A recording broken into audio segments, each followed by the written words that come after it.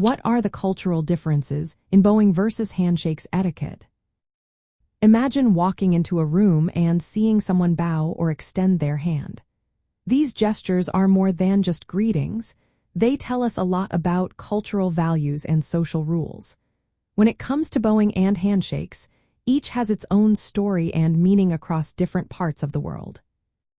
In many Western countries, especially in Europe and North America, a handshake is the go-to greeting. It's quick, firm, and usually involves grasping the right hand and giving it a short shake. The strength and duration can show confidence or friendliness. For example, a firm handshake signals assertiveness, while a gentle one might seem more polite or shy. Handshakes are often used in business, meetings, or formal introductions. They symbolize agreement and mutual respect, and they are usually reciprocated with a similar grip. In contrast, many Asian cultures prefer bowing as a sign of respect. Countries like Japan, Korea, China, and Taiwan use bowing to show humility, gratitude, or apology. A bow involves bending at the waist with a straight back. The depth and length of the bow can change its meaning. For instance, a deep, long bow in Japan shows high respect or gratitude, while a slight nod is more casual.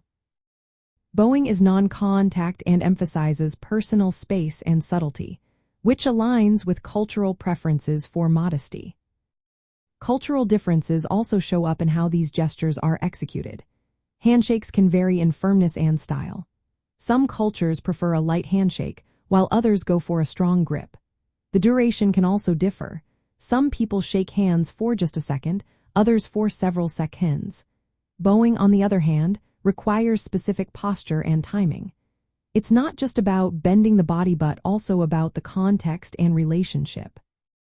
For example, in Japan, a deeper bow is often reserved for elders or superiors, while a slight bow is common among friends. The social context matters too. In East Asia, bowing is deeply ingrained from a young age and used in many situations, from greeting friends to formal ceremonies.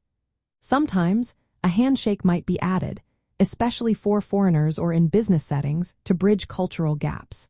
In Western settings, handshakes are standard and often expected in professional environments, while bowing might be seen as unusual or overly formal.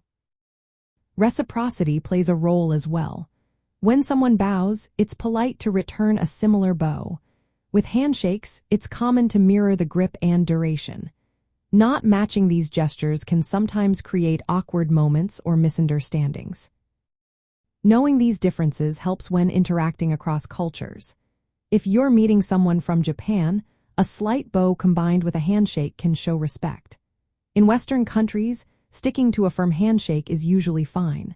But in some cultures, a handshake that's too strong or too long might be seen as aggressive. Being aware of these social protocols helps build trust and shows your respect for their customs. In summary, bowing and handshakes are more than just greetings. They are expressions of social values. Bowing highlights humility and respect without contact, especially in Asian cultures. Handshakes emphasize connection and agreement, common in Western societies.